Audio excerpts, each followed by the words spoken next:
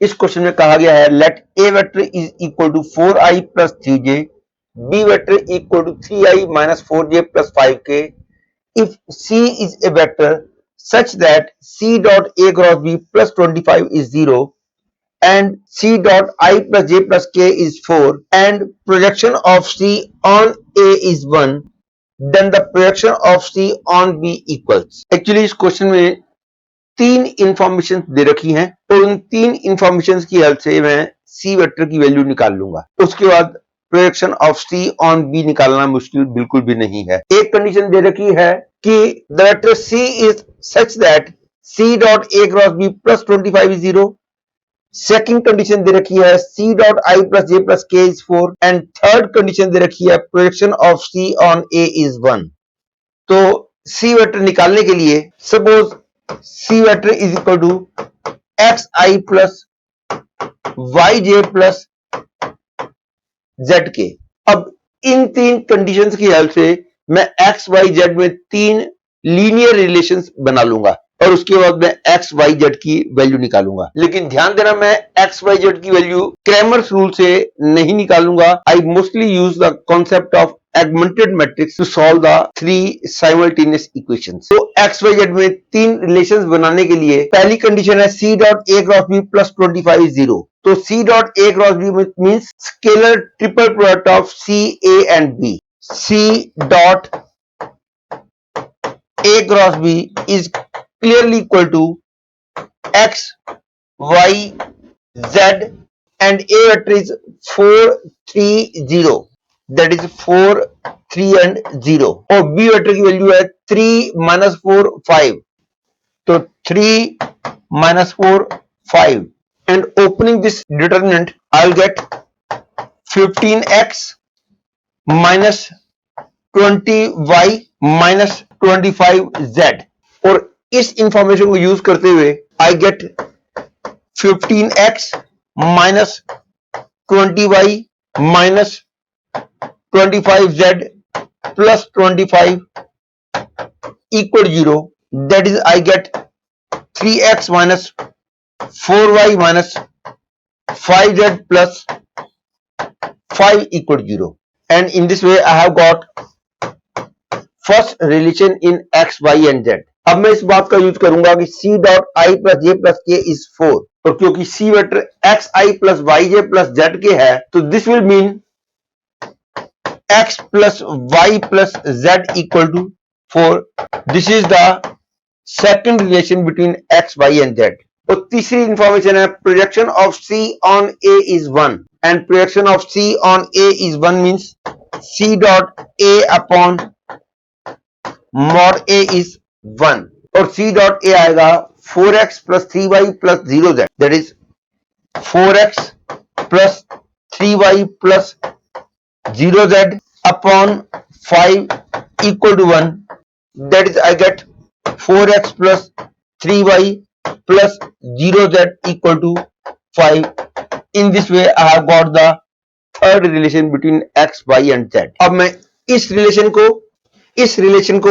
और इस रिलेशन को साइमल्टेनियसली सॉल्व करूंगा। I will be writing first relation will become 3x minus 4y minus 5z equal to minus 5. Second relation, this is x plus y plus z equal to 4. Third relation is 4x plus 3y plus 0z equal to 5 और इसके बाद इन तीनों equations को solve करने के लिए मैं augmented matrix की हेल्प लिया करता हूं। मैं एगमेंटेड मैट्रिक्स को इक्विवेलेंट फॉर्म में लेके आता हूं। यदि किसी को एगमेंटेड मैट्रिक्स वाला कॉन्सेप्ट नहीं पता तो उनको मैं बोलूंगा कि वो मेरा वेक्टर्स का जेई लेवल का वीडियो लेक्चर देखें। अदरवाइज एक्स वाई जेड की वैल्यू निकालने के लिए वो क्रैमर्स रूल भी यूज कर सकते हैं, लेकिन मैं क्रैमर्स रूल प्रेफर नहीं करता क्योंकि वो लेंथी पड़ता है। और जिन लोगों को एगमेंटेड मैट्रिक्स वाला कॉन्सेप्ट पता है उनको पता होगा कि मैं एगमेंटेड मैट्रिक्स को इक्विवेलेंट फॉर्म में लेके आता हूं। और अब मैं एक्स वाई जेड की वैल्यू निकालूंगा with the help of augmented matrix और क्लियरली एगमेंटेड मैट्रिक्स इसमें होगी 3 minus 4 minus 5 minus 5 1 1 1 and 4 4 3 0 and 5। और आपको पता होगा कि इक्विवेलेंट फॉर्म में लाने के लिए इन तीन एलिमेंट्स को हम जीरो बनाते हैं with the help of elementary row transformation. ध्यान रखना इसके अंदर कॉलम ट्रांसफॉर्मेशन अलाउड नहीं होती है। लेकिन इस जीरो को देखते हुए यदि इन इक्वेशंस को ऐसे लिखने के बजाय मैं लिख दूं -5z minus 4y plus 3x equal to -5, z plus y plus x equal to 4 and 0z plus 3y plus 4x equal to 5। तो इन तीन इक्वेशंस की यदि मैं एगमेंटेड मैट्रिक्स बनाऊंगा तो उसमें यहां पे 0 होगा और यहां पे होगा 3 4 5, यहां -5 -4 3 एंड -5 1 1 1 एंड 4। कहने का मतलब यहां पे मेरे को 0 बनानी नहीं पड़ेगी, पहले से ही मेरे को मिल जाएगी। ये कोई जरूरी स्टेप नहीं है, आप इसको भी यूज कर सकते थे, लेकिन मैं इसको यूज करना बेटर समझूंगा। अब मैं यहां 0 बनाना चाहूंगा क्योंकि इक्विवेलेंट फॉर्म में लाने के लिए हमेशा ये स्टेप याद रख लो, सबसे पहले इसको 0 बनाओ, फिर इसको 0 बनाओ, फिर इसको 0 बनाओ। ऐसा करने से दिक्कत कभी भी नहीं आएगी। तो यहां 0 बनाने के लिए I use the operation R2 changes to 5R2 plus R1। I will get -5 -4 3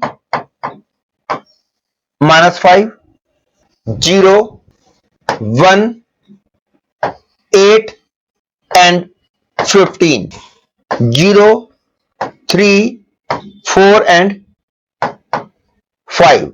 अब मैं यहां 0 बनाऊंगा। इसको 0 बनाने के लिए I use the operation R3 changes to R3 minus 3 R2।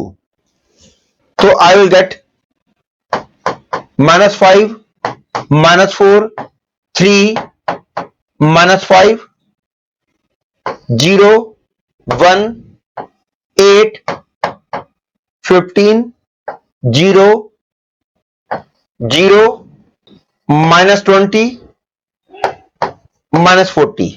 और ये तो आपको पता ही होगा, किसी भी रो को किसी भी नॉन जीरो नंबर से मल्टीप्लाई या डिवाइड कर सकते हो। इस पूरी रो को मैं -1/20 से मल्टीप्लाई कर दूं तो नंबर थोड़े छोटे हो जाएंगे, दैट इज मैट्रिक्स थोड़ी सी आसान हो जाएगी। तो इसलिए I use the operation R3 changes to -1/20 R3। I will get -5 -4 3 -5 0 1 8 15 0 0 1 and 2। और जब मैट्रिक्स इक्विवेलेंट फॉर्म में आ चुकी है तो उसके बाद वापस मैं एक्स वाई जेड में आ जाता हूं और एक्स वाई जेड की वैल्यू आसानी से निकल जाएगी। ध्यान रखना, जब मैंने इक्वेशंस से एगमेंटेड मैट्रिक्स बनाई थी उसमें सबसे पहले z था, बाद में y था, तीसरे में x था। तो उसी बात को ध्यान में रखते हुए ये इक्वेशन बन जाएगी 0z plus 0y plus x equal to 2, that is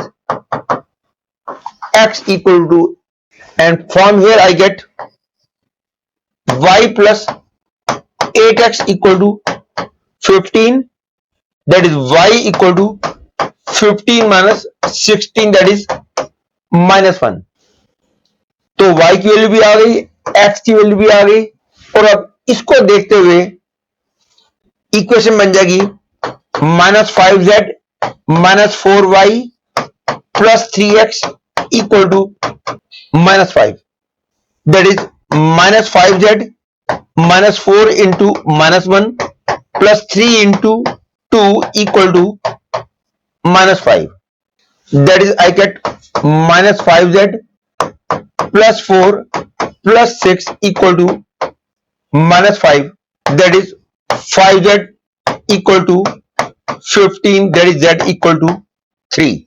तो C वेक्टर हो गया 2i minus j plus 3k. And now projection of C on B हो जाएगा C dot B upon mod B equal to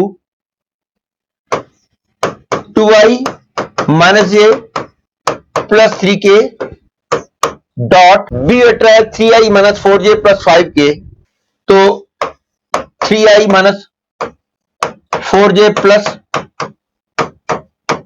5k upon under root 3 square plus minus 4 square plus 5 square. This is equal to 6 plus 4 plus 15 by 5 root 2. That is 25 by 5 root 2. That is 5 by root 2. Hence, I can say first choice is the correct choice.